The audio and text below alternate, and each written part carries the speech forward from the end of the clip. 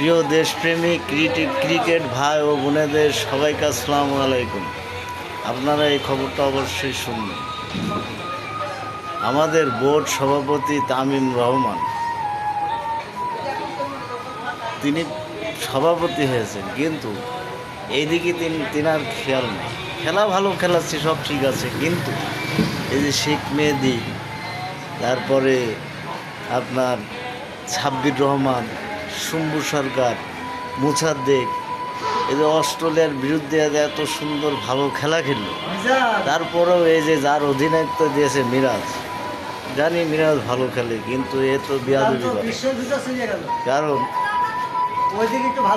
এত বিয়াদবি করে যে উনি ঠিক ওভারের সময় ওনাকে যে বল দেবে সেইটাও দিতে চায় না। 40 ওভারে যে বল দেয় খেলা শেষের পথে, তাহলে কি হবে?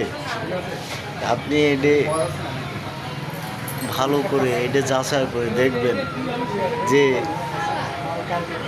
শেখ মেহেদি এত একটা ভালো অলরাউন্ডার প্লেয়ার, আপনি তার বসিয়ে তানভীরের খেলা খেলেন। আলবাল সাল যে চলে না। আমরা খুলনার ছিল, আমরা না খেলা জানলো, আমরা কিন্তু খেলা আপনার চেয়েও ভালো পারি, কিন্তু জাতীয় টিমই সবাই চান্স পায় না। তো যাই হোক, তামিম ভাই, আপনি যত বড় প্রেসিডেন্ট হন না কেন, আপনি এই দিকে লক্ষ্য করে এই ভালো ভালো লোকগুলো আপনি যে বসিয়ে রাখেন, এটা ঠিক নয়। আপনি কি ওই যে সে আগের দালাল মতন নাকি? আপনি একটা প্লেয়ার, ভালো প্লেয়ার, আপনি একটা বিশ্বের অলরাউন্ডার। তামিম সে বিশ্বের লোক চেনে, কিন্তু আপনি এই ধরনের কাজগুলো করছেন, এটা ঠিক নয়। আপনি মেহেদি মিরাজ ওর ইচ্ছা মতন বল করছে, আর ওর ইচ্ছা মতন ঘোরাচ্ছে, যেমনি ঘোরাচ্ছে সেমনি ঘষছে প্লেয়াররা, এটা তো ঠিক না। আপনি তো নির্ধারিত করে দেবেন যে ভালো ভালো প্লেয়ার যারা অলরাউন্ডার, তাদেরকে বল 10 ওভার করে দেওয়া লাগবে, T20 5 ওভার করে দেওয়া লাগবে।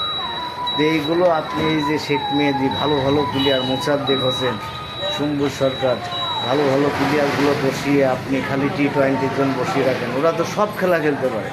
আপনি দয়া করে বাংলাদেশের ভালোর জন্যে, বাংলাদেশের উন্নয়নের জন্য, বাংলাদেশ যাতে বিশ্বের ভিতরে ভালো দেশ একটা মানচিত্রে থাকে, আপনি সেইগুলো দেখিয়ে দেন। ধন্যবাদ তামিম ভাই, ভালো থাকেন। আমরা খুলনার ছেলে, আমরা খেলা না জানলেও কিন্তু খেলা পাই। যাই হোক, আপনারা সুপার স্টার হয়েছেন, ভালো হয়েছেন, সভাপতি হয়েছেন, ধন্যবাদ। আসসালামু আলাইকুম।